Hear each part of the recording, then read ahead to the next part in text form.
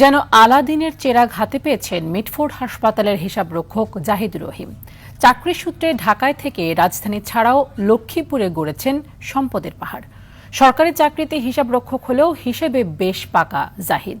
সংবাদ সংগ্রহ করতে গেলে হেনস্থা করেন সাংবাদিককেও। আরটিভির অনুসন্ধানে উঠে এসেছে এমন তথ্য। বিস্তারিত রনি মজুমদারের রিপোর্টে। 4 গুণ শক্তিশালী এনজাইম ও অধিক ফেনা সমৃদ্ধ অরিক সিলভার ওয়াশ মাত্র 70 টাকায়। রাজধানীর ডেমরা বাঁশেরপুল এলাকায় 8 তলা এই ভবনের নাম নূরমহল। ভবনের মালিককে জানতে চাইলে ভাড়াটেরা জানান জাহিদুর রহিম। বাড়ির মালিকের নাম কি? জাহিদ। জাহিদ কি করেন? Mitford medical accounts manager. এই লোক? হ্যাঁ, বাড়ির মালিক উনিই তো।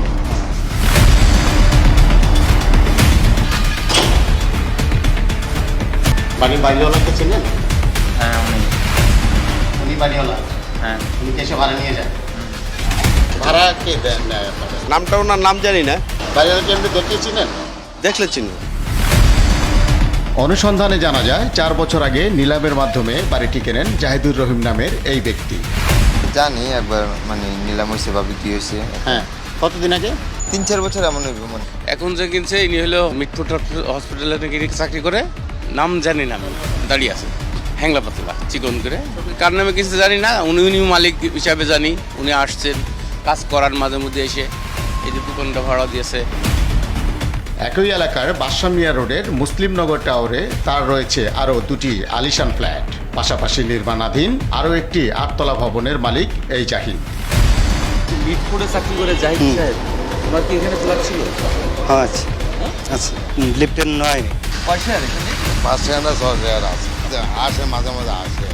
আমার কাছে মনে হয়েছে হিসাবরক্ষকের চাকরি করেই গ্রামের বাড়ি লক্ষ্মীপুরের রামগঞ্জে করেছেন একাধিক বাড়ি, নামে বেনামে কিনেছেন জমি।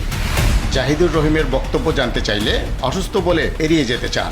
এই সম্পত্তি তার নয় বলেও দাবি করেন তিনি। আমি ডাক্তার কাজ গেছি না, এসে মডেল দিতে স্যাররা তো রাগ হয়েছে, আপনি কাজ বেশি না, আপনার চলবে, আপনি মরে গেলে কাজ করবে কেনা, এরকম আমার নামে কোনো সম্পদ আমাদের অফিসে সবাই আছে। নূরমহল বাড়ি টাকা না, আমার না, ওটা আমার শ্বশুর বাড়ি সমন্বিত। ওটা আপনার শ্বশুর সম্বন্ধে।